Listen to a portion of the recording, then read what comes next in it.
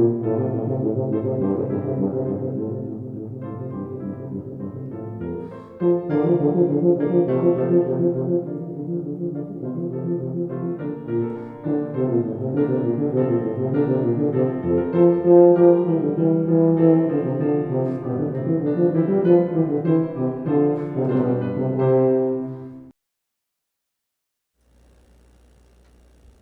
right, friends and neighbors, welcome to the studio class here at Low Brass U, where our goal is to expand our musical point of view, mostly with your questions and comments. Hey, welcome. My name is Connor. I am your co-host for the day, and here with us on the alto trombone is our fearless leader, Zach. Yeah, something like the alto trombone, right? But yes, I'm here and got a couple of points to talk about at the beginning of the show that I think that might be fun while some of the questions come in. One regarding the alto trombone. I didn't just play the alto trombone to embarrass myself. I played it strategically so it would make sense for our discussion up top. So I actually got a text message today from a mutual friend of ours who will remain nameless, not for his sake, but for his student's sake, potentially. But anyway, our friend, who Connor is aware of who I'm talking about, texted me asking, what mouthpiece should you start with on alto trombone? And that was the first question he asked. And the first thing I said, are you playing alto trombone? Is that what's going on here? He said, no, one of my students is. I was like, okay. What do they play on now for things? And kind of went down that rabbit hole. And long story short, we don't really need to talk about the mouthpiece situation, but it got me thinking about when you should start playing alto trombone. And then also maybe we'll have a kind of similar conversation about when you should start playing F tuba. And then probably with both of those, if you should do either of those things. So with alto trombone, do you want to first talk about your experience with the alto trombone, Connor? I would be happy to detail my entire curriculum vitae of experiences with the alto trombone, which is to say none. Actually, that's not entirely true. I have picked up an alto trombone before in my life. I could probably count the times on one hand, maybe two. And I bet all, if not most of those experiences were probably your alto trombone, Zach. And even So, saying my alto trombone is maybe even a little bit of a stretch. That's a misnomer, actually. Yeah, I should correct myself. It's your partner's alto trombone? That is correct. Okay. Right. I don't know if that's actually been publicized on this this platform, but my partner does play trombone, and the alto trombone. I mean, at this point, they say when you get married, what's yours and mine, and what's mine is yours. So I think at this point, it's safe to say that I could probably call it my alto trombone, but maybe slightly more technically correct, it's her alto trombone.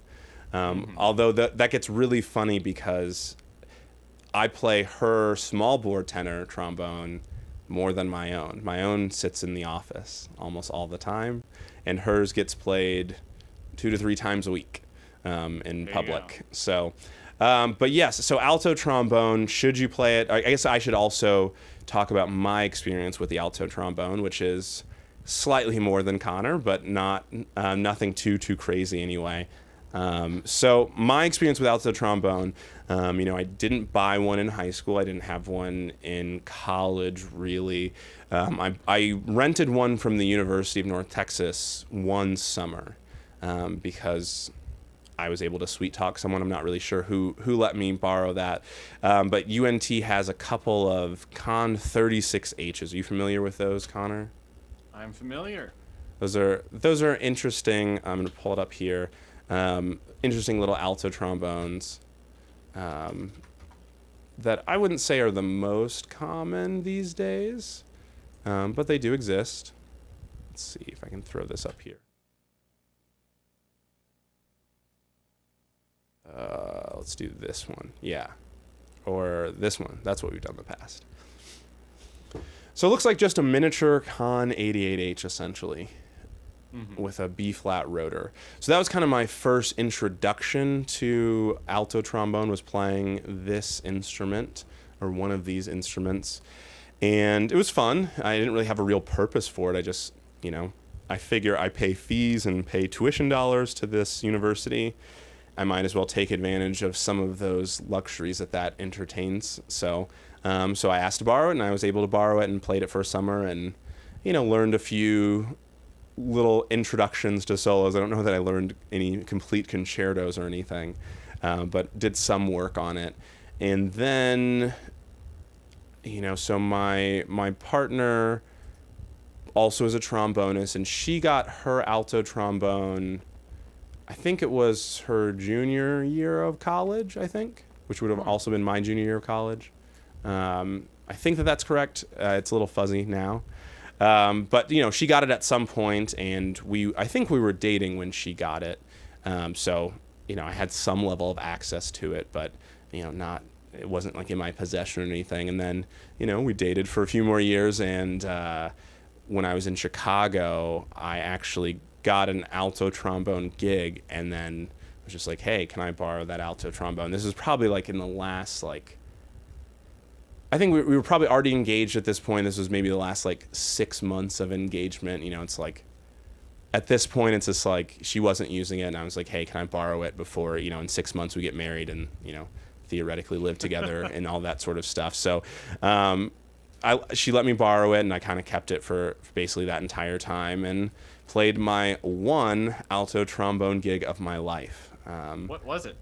It was a Mendelssohn Symphony Number 3. Is that correct? Lobgesang. I think that's right. You're asking the wrong guy. I think that's correct. Let's see. What time of year was that? I don't remember talking about your alto trombone gig. The memory, at least, is very, very. Symphony Number 2. Excuse me. Your story's not adding up. Yeah, that's clearly a case of me lying right now. I don't know what time of year it was. Maybe maybe it was winter. That's a broad stroke of the paintbrush when we're talking about Chicago winter. That's fair. I want to be 10 months of the year. I feel like it was in like the I wouldn't say the last semester or last quarter, because we're in the quarter system. I think it would have been the second to last quarter, I think. Or maybe it was the first quarter of my second year of my master's. I'm not quite sure. Somewhere around there.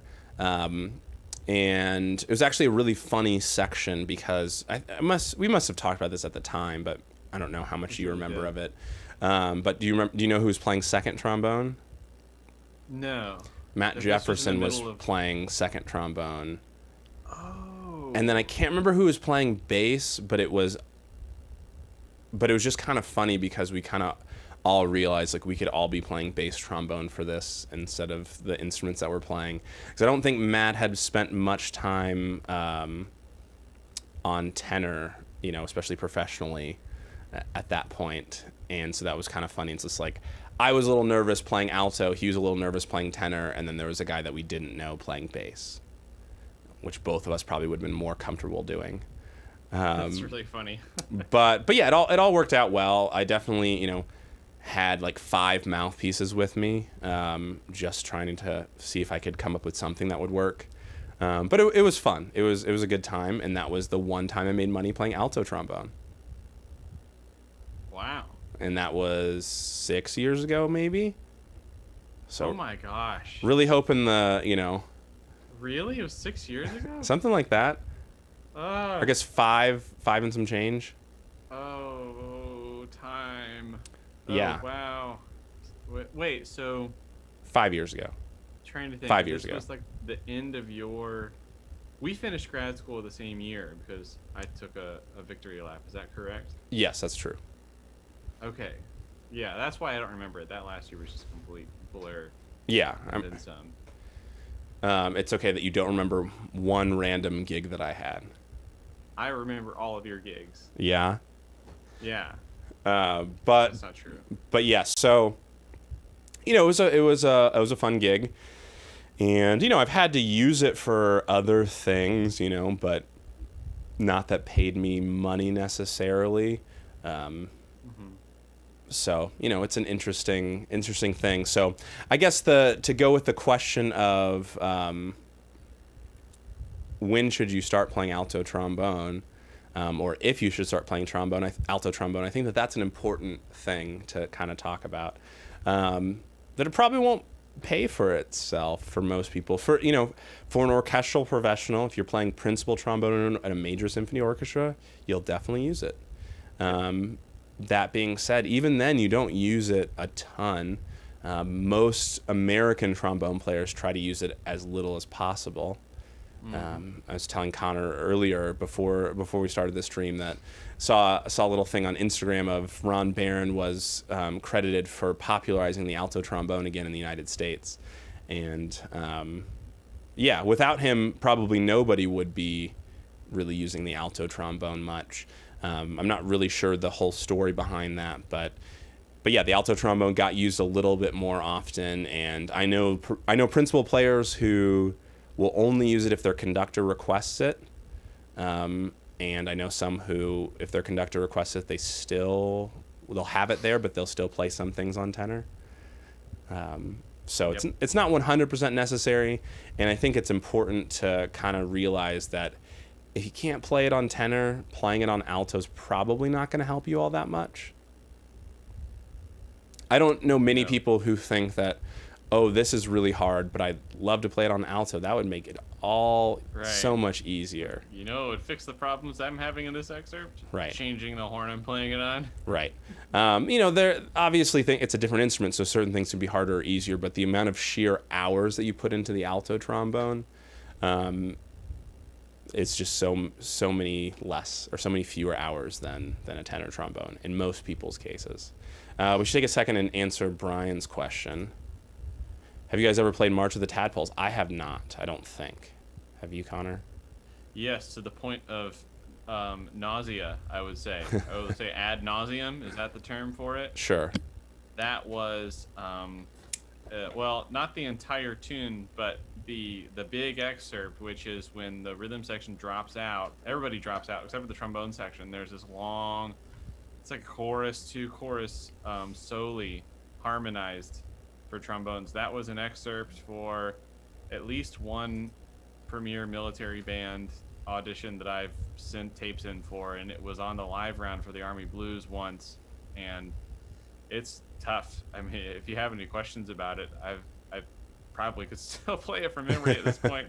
It's just, it's a bear, but it's so cool.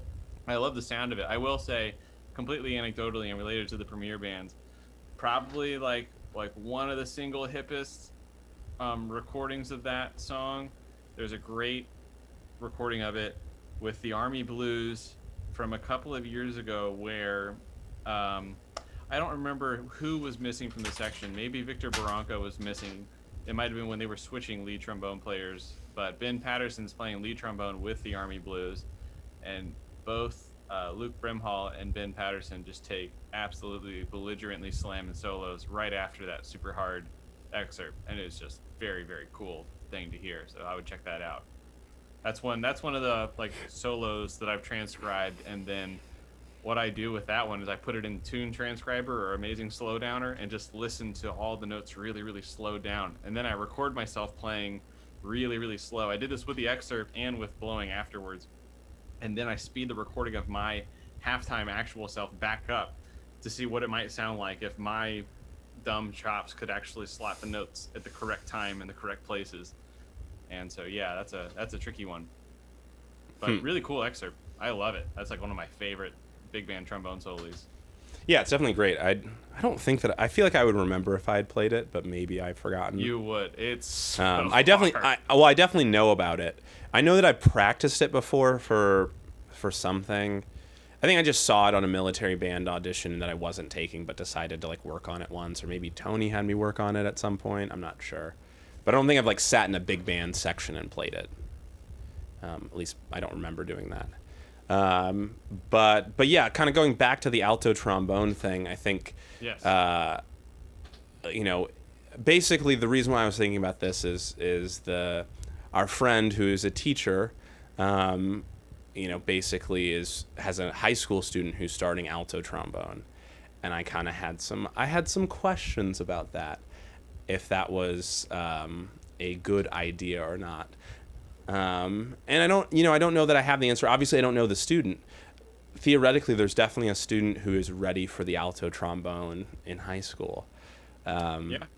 That being said, I may be skeptical that is the right decision for a high school student. Do you have any thoughts about that, Connor? Yeah, there's a couple of I'll kind of take a positive spin on it. There's a couple of reasons why you should attempt, or there's some factors that might appear in your musical journey that if these situations appear and manifest, this would be a good time to try out the alto trombone, because there's going to be opportunities more commonly, like Zach is saying, in your undergrad experience, where you might be in an orchestra and the director might call for the piece might have alto trombone in it, or the director might specifically say, hey, this is an alto part, you need to play an alto on it. And if you can borrow one from somebody else, that is the time to go do it. That is the time to try the alto trombone and get your first alto experience when you're not playing for actual, like, hire me back points in like a regional orchestra or anything like that. And the reason why it's good to have that tryout time, and I'm saying this to past version of me who didn't do this. I was a dum-dum and just played. My professor had an alto trombone they would have been willing to lend me I played a couple of pieces that I know had alto trombone on them. I didn't, because I wanted to get into UNT's jazz trombone program, and I knew if I practiced all the high alto stuff on my tenor and got it to slot really good, then my lead playing would probably, it's like there are a lot easier ways to practice lead trombone than bringing your lead trombone setup to an orchestra, but that's a different story altogether. Fair. Fact of the matter is, undergrad came and went for me. I never tried out my professor's alto trombone, and then I got a degree in jazz studies. I wasn't playing in an orchestra. The one time that I played in an orchestra I was playing second trombone for Beethoven when the other guy was in alto clef and I wasn't, and so it didn't matter. That's not even play tradition on alto, is it? Beethoven 9? That is slightly above my pay grade. Neither do I. That's not important. But one maybe slight comment that you I don't think you mean this, but the way you said it might imply this. Just because it's an alto clef doesn't mean it should be played on alto trombone. That's true. Sometimes it's just in alto clef. Pretty much all alto trombone music is in alto clef. But I think a perfect example of, and I guess at the end of the day, there's always some flexibility in it. Symphony Fantastique is an example where it's an alto clef, and you do see people play alto trombone on. There are videos of Jay Friedman, the Chicago Symphony, playing alto trombone, but a lot of players don't use alto on Symphony Fantastique. Goodness, why I can't remember. It has the second trombone solo, bump ba dum ba da da da dum ba dum. Scheherazade. Oh, yeah. Scheherazade has both the first and second part. We won't give them instrument names. The first and second part are both in alto clef, and I don't think many people are arguing that should be two alto trombones. Right. Clef change does not mean instrument change. Right. I don't think that you believe that, but the way you said it, I think was maybe someone could have taken that away as fact. Good call.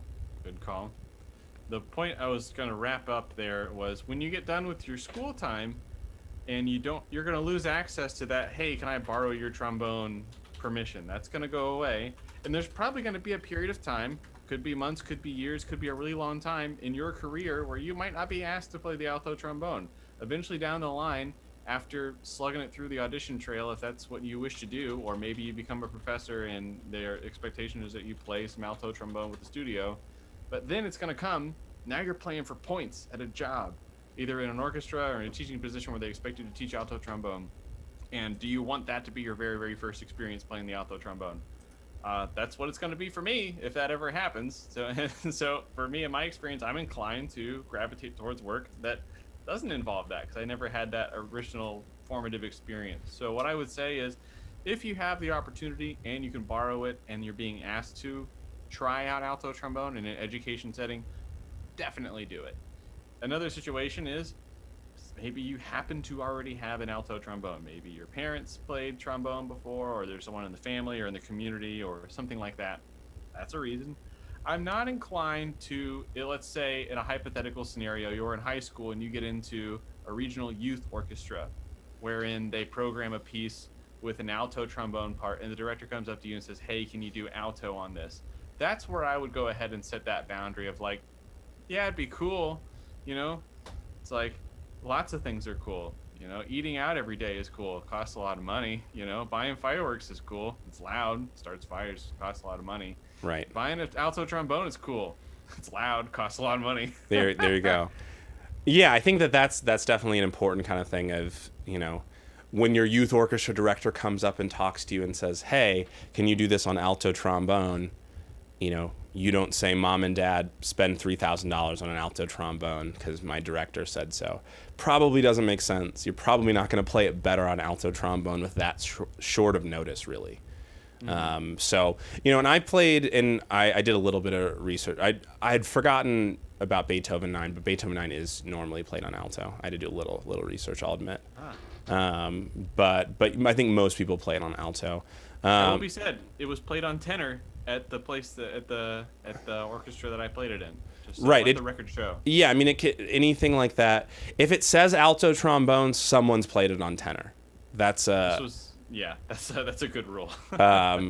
If it says tenor trombone, maybe someone's played it on alto, but probably not. Not as common. Are we taking liberties in that direction? Although, if it's the probably more commonly in the state of Arizona, where Michael Lake resides. There you go. So yeah, I mean, I played Beethoven 5 in youth orchestra, and I did a similar thing to what you did. I mean, I didn't have an alto trombone. I was 17 or 18.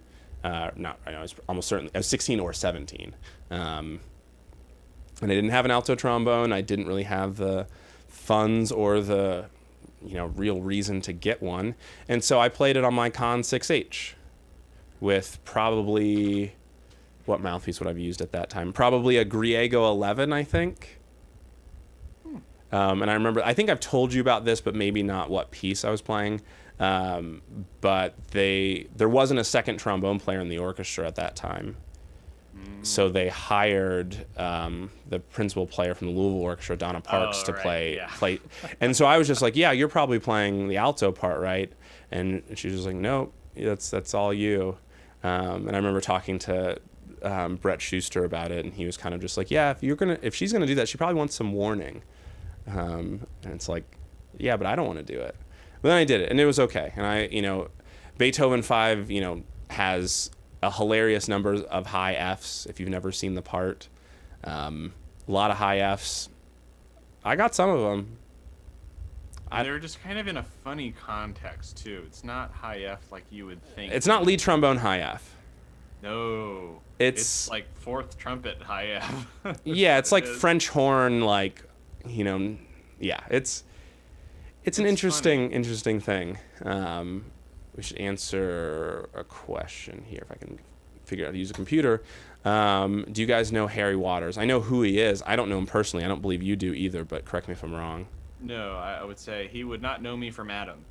But I'm a big Harry Waters fan. He's a great player. And also, sup? Sup? Hey, sup? How's it going, David? Peace and love, David. David M. Glad you're here. I don't think that's a David M that I know, but if it is, I don't think Maslenka? so. No, no. You never know. I'm pretty sure he's not commenting on there. He's not no longer living, so. Oh, I didn't realize that. Well, there you go. That answers that question. Yeah, he passed away, what would have been 4 years ago or so? It was while I was in Wind Symphony at UNT, which is a 1 year window of playing in that group. Nice. Yes, it was nice. It was only 1 year. Did I say that out loud? But just a big time commitment. We'll put that out there. But yeah, the high Fs in Beethoven 5, there are definitely a lot of them. And I think, one of the things about alto trombone that is it's different than, we'll talk a little bit about, switching to a bass tuba like F tuba or E flat tuba. The muscle memory of the slide is a lot different than pushing different buttons down for different notes. You can understand where the slide should go on alto trombone and play wildly out of tune. Yeah. So, I think that's something that it takes some time. It takes some time of just playing with drones, playing your scales, and especially if you have, an alto trombone without a valve, means you're playing mostly, high notes, and you're going to get tired really quickly, which means it's going to take many days to log a bunch of hours on the instrument. Right. So it's just not necessarily something that we jump into willy-nilly. But I do think that your point that if you have having access and buying one because your youth orchestra director says so, those are different things. Yes, and it's one of those things that's kind of understood, and I'm sure people who have alto trombones, of course, I'm like the neighbor without the power tools that says this so freely, but it's one of those things like if you own an alto trombone, you should probably expect to start getting messages from people saying, "Hey, can I borrow that alto trombone?" You should definitely expect to get messages. I'll push back just a little bit and say you don't have to say yes. You don't. And it's also kind of a, it's a one thing if you're a student that's kind of like, I want my first academic exposure to trying out the alto trombone. People will generally, if it works for their schedule and it's fine, they're probably going to say, yeah, it's cool. The other flip side of that coin, and this is like the golden rule of like freelancing, is that if it pays money and it's an actual gig, before you ask to borrow someone else's instrument, you should ask that person if they themselves can just do the gig, because wouldn't that all be easier if the other person owns the alto trombone? They're the alto trombone player in town. You're not. Right. And that's definitely like my personal angle. And it's like, of course, it's a little bit easy for me to take that approach, being the person who has several horns. And I do, a sousaphone gig or something comes up. Sometimes maybe I borrow a sousaphone for that. But alto trombone especially, I'm really hesitant to loan that out to anybody because it's really easy to drop that slide. If you're a tenor trombone or bass trombone player that spent years and years playing trombone, you wouldn't mean to. You'd think you're being very careful, but since that slide is so short, it's so easy to take off and damage. Yes, that's such a good point to bring up. Is the first time that you play the alto trombone, like, it's not a maybe, you are going to yank the slide all the way off without knowing that you're going to do it. And so when you let that, like, just do that. But almost it might be good if you're with someone you trust, like a teacher, get over like a couch or like a carpeted area or a mattress and just take the horn and just fling it off once so that you know where that is. And don't try to, because the first instinct that you're going to do is go back is fling it out and go back. Exactly. And flinging it off and holding onto it is fine. We do that every time that we oil up our slides. Right. Kerplunk, we want to avoid the kerplunk. Yes. And nothing's going to make that person inclined to not let you use the horn again than kerplunking it the very first time you touch it. Saying, wow, that's a short little throw. Right. Yeah, that's my biggest fear. And, that's such an awkward situation of you letting your horn go out and then someone damaging it, and it's just nobody wants that. And I think the other thing too, kind of going back to they're the alto trombone player in town. Not that I necessarily claim to be the alto trombone player in town, but there's a little bit of a reality of like, I have this horn. I took the time to practice it. I took the time, spent the money to purchase it, although that's technically not true in my case. But with other instruments I have, when a tuba player or a trombone player asks me to borrow my euphonium, it's just like, well, why?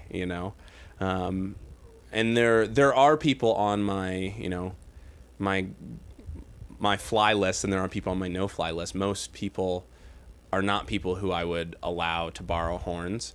If if we, especially when we lived in the same place, if you needed to borrow a bass trombone, I can't remember if you did or didn't. I did once. Yeah, but you would have been allowed to. Yes. So that's okay. I want to shout out Tuba Man 365, the Tuba Man returns. we're happy to have you back. It has, not to shame you, but it has been a little while. But I think I saw on Facebook that you recently had an orchestra performance. I think I remember seeing that. I'm sorry if I'm misremembering that. That's good to hear. Sometimes when I'm on Facebook, it is very scrolly, and I don't get every detail, but I'm pretty sure I saw that. So congrats if that's true. If not, I don't know what to say. So yeah, I think that's kind of some good closing thoughts. I guess maybe it would be worthwhile to talk a little bit about mouthpiece stuff with the alto, because I don't think that I have. Yes, wasn't that the initial question? That was the initial question. That's not where I wanted to take that information necessarily. But what I would say about the mouthpiece thing is there are lots of options. There are lots of ways of going about it. Different people do different things, and that's true of a lot of things in life. My general approach to getting a new horn, especially if it's a drastically different horn, like the alto trombone would be to your tenor trombone, is try to go with something similar so you're changing as few variables as possible. So that's kind of my thinking, and so kind of in my perfect world with alto trombone, you're probably playing a large bore. You would probably also play a small bore and have some small bore mouthpiece. And unless that's a really, really gargantuanly large mouthpiece, I probably would recommend that. And I guess what I would be thinking is, if it's a 4, probably not. I probably wouldn't be playing a 4 on an alto. If it's a 5, I might let you start with it, but I have plans to move you on from that pretty quickly. But if it's a 6 or a 7, I think that can work out okay. And people do that. And people play 4s and 5s. I shouldn't say that no one does that. I think the people who play 4s and 5s on alto are, generally speaking, really good players who it doesn't matter. And I wouldn't argue that that's optimal. Mm-hmm. I, in fact, play usually a 12 on alto. Yeah. A lot of orchestral players probably wouldn't want something that small. For me, I play a 12 pretty regularly anyway, so I'm really comfortable on that mouthpiece, and it seems to work well with the alto trombone. Although the 12 that I played earlier is not my normal 12 because that's in my other case, and that's in another room, so it was impossible to go get it. It's too much work. But yeah, I thought maybe we could segue that a little bit into a conversation that's similar, but definitely with different concerns. Or I guess one more thing on alto trombone, maybe as a segue. There's not a note that the alto trombone can play that the tenor trombone cannot play. You're not gaining a fourth of your range. I think that's the end of it. Right. Yeah. Kind of going with the same thing so in tuba land, especially in the United States, a lot of times you play B flat, and then in college you switch to C, or some people switch to C in high school. And then eventually everyone gets that bug of wanting to have that bass tuba, either an F or an E flat tuba. In the United States, more commonly F, although the numbers are changing just a little bit towards E flat, I think. So when would it make sense to switch, or not really to switch in this, but to add F tuba? And that's the $1 million question. And I think that one is the most difficult to answer without having any experience with the individual who's asking that question. I see. There are lots of students who I would say, it's not time yet. There are other students that I would say, yeah, I think it's time, or you should have done it already. So maybe kind of similar, like where we outline the scenarios of alto trombone. Like, what are some green flags where you're like, all right, this student is ready to try out F tuba, or ready to? Would it be more accurate to say, add the F tuba to their repertoire of tubas? Yeah, I mean, in almost all cases, you're adding the F tuba, and you're not switching. No, you're not switching. Usually from B flat to C, it's a switch. Tubas are expensive. If you could keep the B flat tuba, or in most cases, what happens is people don't own their own B flat tubas, and then they need to buy their first tuba, and someone says, "Well, if you're going to buy one, you should get a C tuba." That's usually Fair. how it goes. In the United States, I always have to put that, especially with tuba stuff. It is somewhat country specific, but in the United States, it's very common to go to college and switch to C. Some people do it early, knowing that that's going to happen. That's what I did. I was pretty sure I was going to do some tuba in college, which I got there eventually, but that wasn't as true as I thought when I got it, I guess. And so adding F tuba, it's similar to alto. We look at it and it's a fourth up. So those sorts of things are the same. That being said, I wouldn't say it's exactly the same sort of thing. So, thinking about when you should use it, what orchestral pieces, I would say that there are more pieces in the orchestra that, again, don't require F tuba.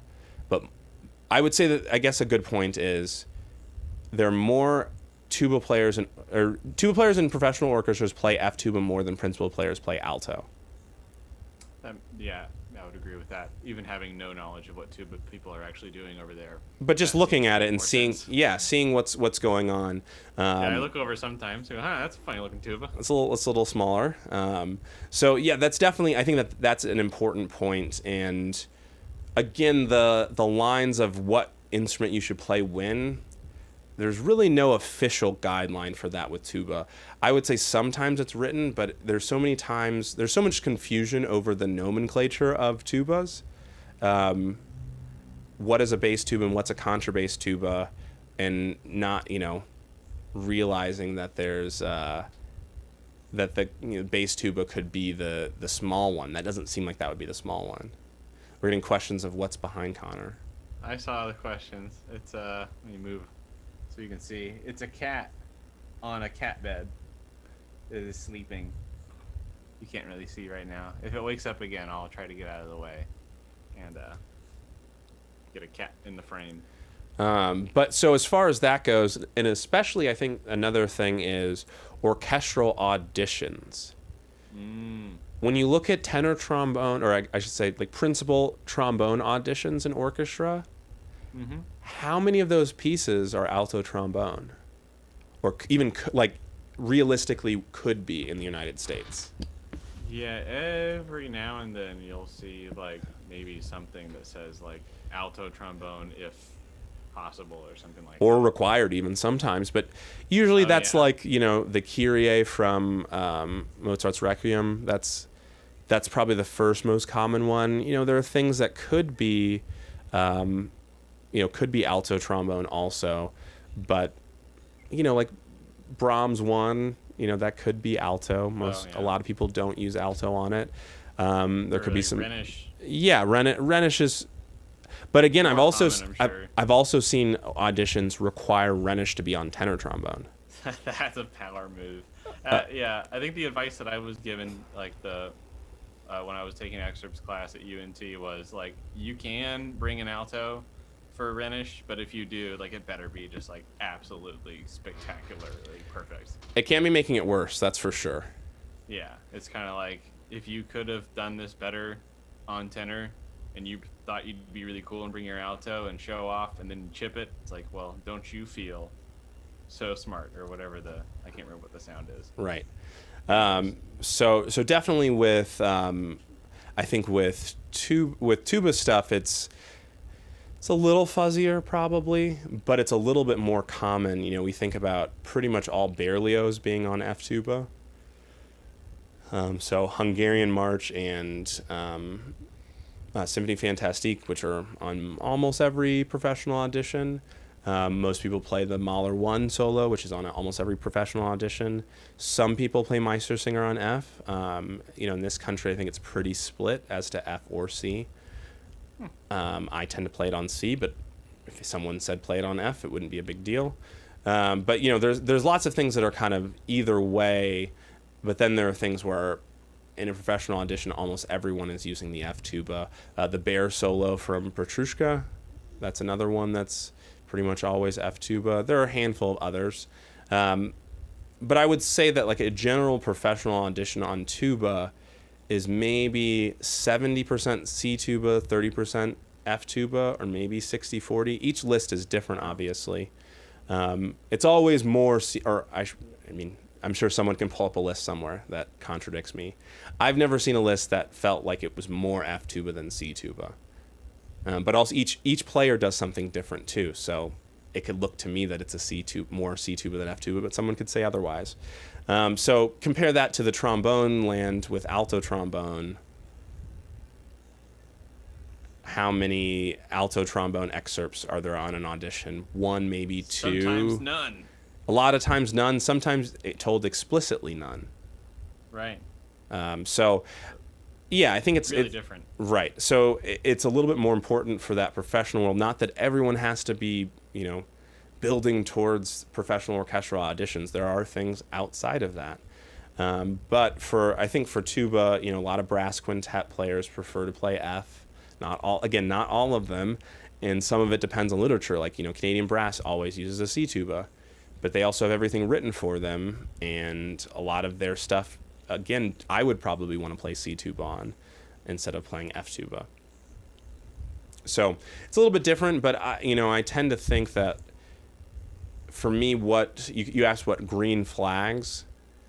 I think the thing for me is you kind of have to be able to play the F tuba stuff on C tuba, or at least some of it. Maybe not the hardest of stuff, but if you can't get up into that range and you're thinking that this is going to add a fourth to your range, I think you're sorely mistaking. I see.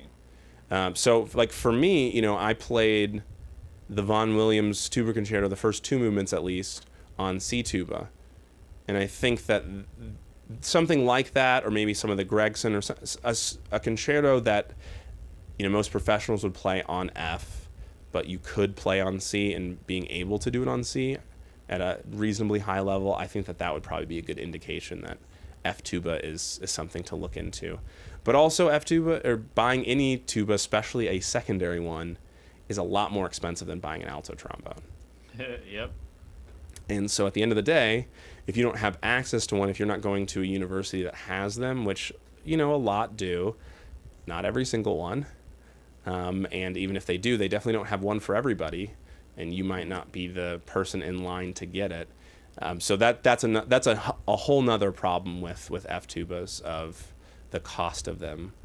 They're significantly more expensive than alto trombone. But I think that in general, starting in college, if you're kind of more of an advanced player, makes sense. But I think I would have started on F tuba in high school had I had the opportunity to. It just there was no opportunity to. But not everybody needs to necessarily do that. But we should get to some questions here. So Samuel Torres asks, "Hi, any advice on the tuba etudes? I assume that you're asking about the TMEA All-State etudes." And that's a good question. I honestly haven't thought much about the tuba ones. I have to remind myself which ones they are. I recorded those so long ago at this point. Let me pull those up. Connor, you want to fill time while I'm looking up this?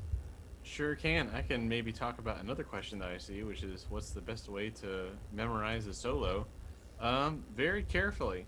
I don't have any specific practices for what I did, but actually, yeah, I do. I memorized all of my jury pieces in undergrad, and the way that I did it was that I learned my jury pieces the exact same way that I learned all the jazz solos and things that I was transcribing. I mean, I had the music written down, of course, but then I would also find interpretations, or maybe sometimes it was just like a section of a version of someone's performance of the piece that I liked. And not only was I playing the notes that they were playing, I was also kind of lifting the phrasing. And so a lot of times when I was playing my jury pieces for the jury, the thing that was going on in my head was not, the music on the page. It was usually the accompaniment that I remembered from the recordings I liked, and the sound of the trombone players kind of patchwork together in my memory of the ones I was kind of following along with in my brain. And I made this like Frankenstein version of what I thought might be an acceptable version of those pieces. And they did not fail me. So it was, I guess I did at least good enough to pass a NASM accredited jury for the grade levels that I was at. Yeah, I think listening is definitely a key thing for me whenever I'm memorizing something, because again, I do it a similar way of, I think having some jazz experience does help, because that's traditionally what we're doing, right? We're memorizing these melodies and memorizing chord changes, and some of that kind of carries over, although it's a little different, but it's definitely similar. Excuse me. So with these all-state etudes, I had to look up which ones they were. I just couldn't remember for whatever reason. So with the etude number 1, I think overall a lot slower is important. Probably etude number 1 and number 3, just practicing a lot slower, I think, is really important. With the etude number 3, it's slower, also probably some down the octave, and really getting into that 5/8 time signature. Having a clear kind of approach to that time signature. That's the dun da da dum bum ba dum ba da dum ba da dun da da da da da dum bum ba da da da dun da dum. You might be familiar with that one, Connor, from like the Clef Studies book or something. Sure, it came across it at some point. Yeah, this is Blasevich etude. It's all over the place. But for me, that one, I really wanted to make sure that I was really, really accurate with the time and making it feel like it was in 5/8. And for me, that was a 3+2 5/8. So bum bum bum bum bum ba dum bum bum bum bum, making sure that those were the big beats and having that be pretty clear. As far as etude number 2, some of it when it gets higher down the octave, definitely, and just really working on those slurs. I said this in a lesson this week, that the perfect tuba slur does not exist. We're just always approaching perfection and trying to get closer and closer each day. So I'm sure that if you listen to my recording of that etude, you can find one slur from C to D flat or something where just it wasn't perfect, and I'll admit to that. We're all just trying to get better at those slurs. When you find a slur that's bad on the tuba, a lot of times what I like to do is reverse it, because usually going the opposite direction is a little bit easier on those bad slurs, and just kind of working it, massaging it back and forth, maybe trying some alternate fingerings. And I use a lot of alternate fingerings when working on slurs.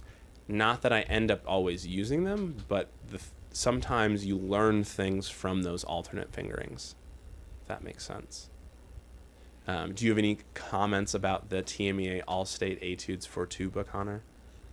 No, not really. I like your idea of the reversing the slur. I've never really tried that out before. I usually just play it louder and faster until I'm blaring into my horn, and then I throw my horn, and then that's the end of my practicing session. So I'm going to try that. I think it's important to at least acknowledge that I know that that's not exactly how you do business. You like to joke that that's how you do things, but I know you're a little bit smarter in your practicing than you might be letting on. A little bit smarter, maybe. But there's one thing I do like to do, and that's the those Gregory Waits, like kind of throwing against the grain exercises, where like if there's like a problem slur, I try to put it inside of one of those little rips, and that might be kind of a similar analogous exercise to massaging the slur, as you said. I like that term too. In the context of like getting comfortable with how the partial flips for you. Right. And yeah, definitely figuring that out. I mean, especially the biggest like slur issue that probably a lot of us have as far as tuba players in orchestral excerpts is the Sehr Gebunden section from Meistersinger, like from what is that, K to L? No, yeah, K to L, I think, in Meistersinger. The slurred section, I felt like for years, like for basically all my undergrad, I hated the way I sounded on that, and then I just kind of one day started doing really slow, just over and over again, going over these slurs and trying to make them easier and easier. And eventually they did get easier. And again, I won't lie and say that my slurs are perfect. There's absolutely nothing wrong with my slurs. But, I think at some level you get kind of close to approaching perfection, which is all we can really hope for. I think that's it's the most fun and the most frustrating thing about playing a brass instrument especially, is that there really isn't a perfect. We just keep getting closer. But again, if it was just easy to get perfect, it probably wouldn't be fun. Mm-hmm. And one other thing to note in that sort of thing, it's a general kind of zoomed out broad perspective of this, is that as you practice these things over time, we could be talking about tone, we could be talking about slurs, we could be talking about articulation or increasing tempo on pieces or memorizing stuff.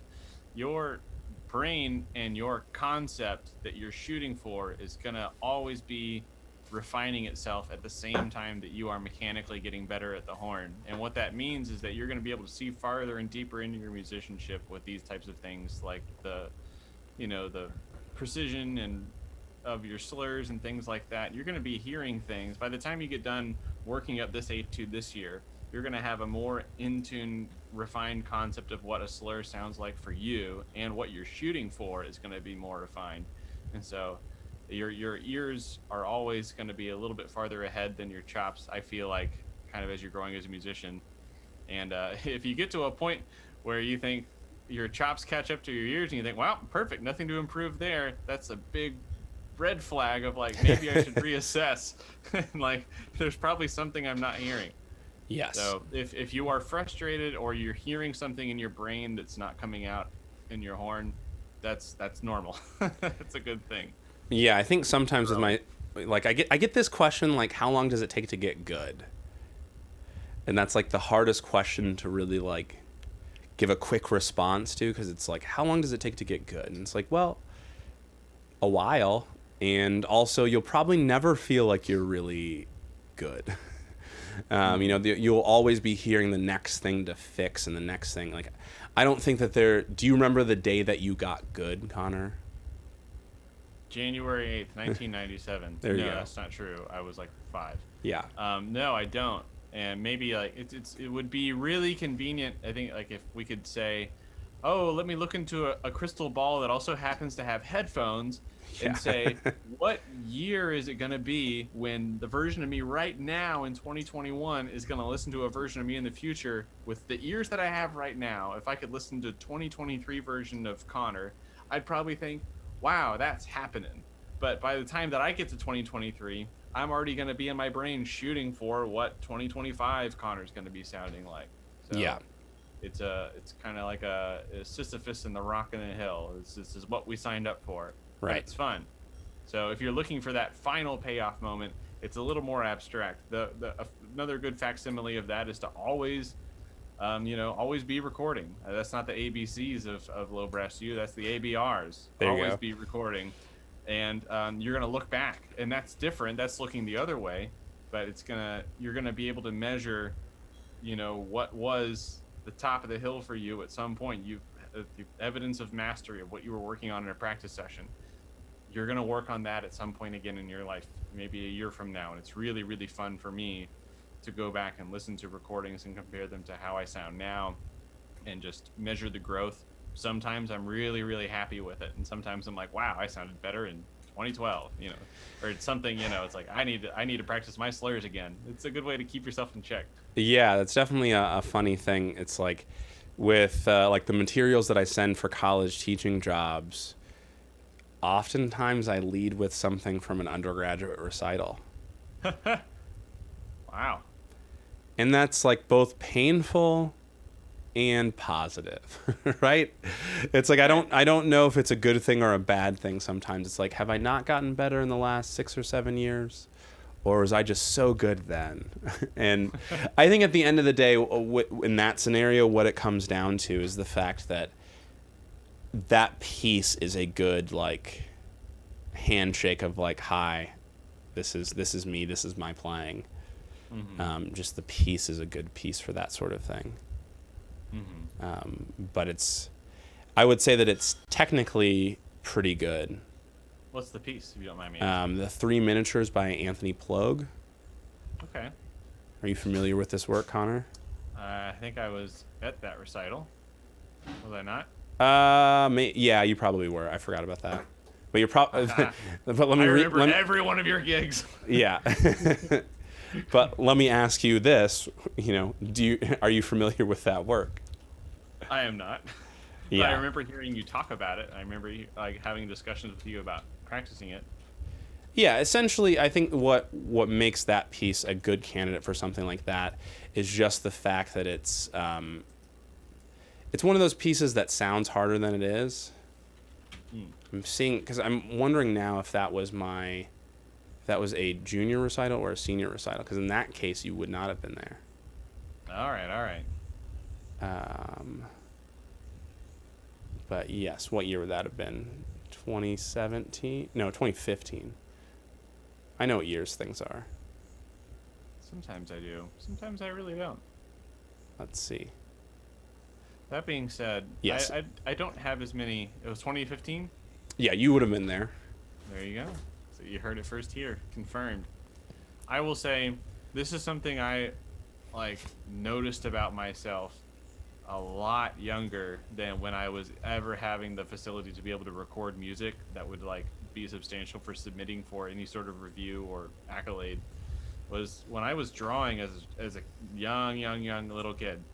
I learned really quickly that my drawings had a shelf life. They would expire just like vegetables in my refrigerator. And it was about the same rate. It was like I would draw a picture and it was the coolest thing, and I would just look at it and I would draw things that were similar to it, and I would keep it in my binder and I'd check on it every now and then for like a week. And then after that, I just hated it. I couldn't stand looking at it, because in that week of like analyzing and reflecting on the process of drawing the work, I noticed all the little things I could have done differently, or in that time things had improved or I had learned something new. I'm talking, I was like 7, 8, 9 years old. When you're drawing, like the very, very first time, like every time you draw a picture, you're getting exponentially better, just because there's so much to learn at the very, very, very beginning.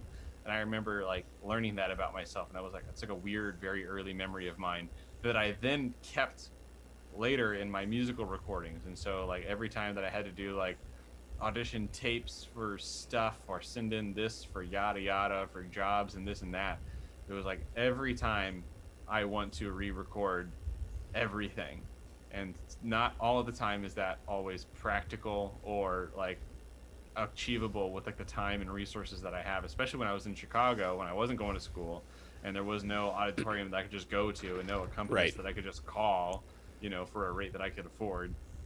So it is good to record as much as you can when you are in an institution that has a hall, or you have access to a piano player, or you're playing in a wind band, you do a solo with them or something like that. Save those recordings, because even if you do get better, if you have a really high quality where they can hear you really, really clearly and you did well enough, like, send it. Doesn't matter if it was from a couple of years ago. Yeah. It's you. Good job. You did it. Right. Yeah, I think it's definitely one thing that I've learned too is like, because everyone told me, record yourself a lot. You know what you're kind of neglecting in the modern world now? What's that? Video. College teaching positions a lot of time want live video recordings, and obviously not everything requires that, but if it could require that, it might be wise to do that, which I don't think that that's something that's going to go away. Right. That seems like with modern technology that's going to be pretty normalized In these modern times. And that's not to say that you need to have the world's greatest, you don't have to have a cinema camera or pay a camera crew to come out and record everything. At the end of the day, I think having good audio, getting someone maybe who knows what they're doing audio-wise, or if your school can record it for you, and then having, a cell phone is enough. Mm-hmm. As long as it's in focus and it's like, lighting's not atrocious on it, then you'll be fine. It's okay. It's better to have bad video than to have no video at all. I would say, if you like touch the screen so it's focused and it's there and they can see you standing on stage playing your instrument, you're wearing a dress shirt, right? And that's going to match the really, really nice, shoes that you have, which is your wonderful tuba playing. I don't know why they're the shoes. In my case, I like thinking that my trombone playing is the shoes, because the shoes are my favorite part. That's always like shiny and cool, and it's got laces and little designs and things. Anyways, I digress. You wouldn't want, you wear your nicest dress shoes within just like, I have like sleeveless t-shirts with Mickey Mouse on them that I go running in. I wouldn't wear that, to film myself in. So, just give yourself, even if you don't have the Armani dress shoe to match your fancy shoes, which is your magnificent playing, probably got a dress shirt, which is, at least like, or, something like that too. That's all I'm saying. touch the screen so the camera focuses. Yeah. Don't do like I do. I've got so many videos of myself, with my phone's in my pocket, or I just like put it on a table or something like that from like playing, like particularly like bars and clubs and things like that. That's tricky. That's a tough one of like, if you're trying to submit videos of your jazz playing, not all the times that you're playing your best jazz playing are you somewhere where it's conducive to a high quality video. So Right. that's a tricky one. You might have to think about if you're trying to send in video jazz, maybe manufacturing an environment where it looks good, because the Club du Jour in Anytown, USA, they'll have cool lighting that'll look really rad in real life, but it's either going to look really, really like super like bright and strange, or it's just going to be like weird disco ball stuff. Well, not that this is a video podcast or video show or anything, but if you are doing a something that you want recorded in like a jazz club that maybe is a little bit darker, the nicer the camera, meaning like getting a really nice camera crew to come out with really nice lenses, could make it look okay. Yeah, that's true. People who know what they're doing can do that. Or people, well, it's not even necessarily know what you're doing. You have to have the right equipment for it. I see. A cell phone is not going to get it done. Even your standard camera that you might have at home might not get it done either. My point is just that there is potentially a way in that scenario. But we should probably call it there.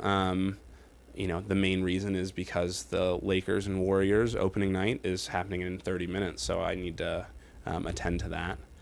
All right. But yeah, I think that's a good place to close there. Thank you everyone for their questions. Connor, do you want to play us out today? I don't have a horn. Okay. I'm sorry. That's okay. Can you play us out?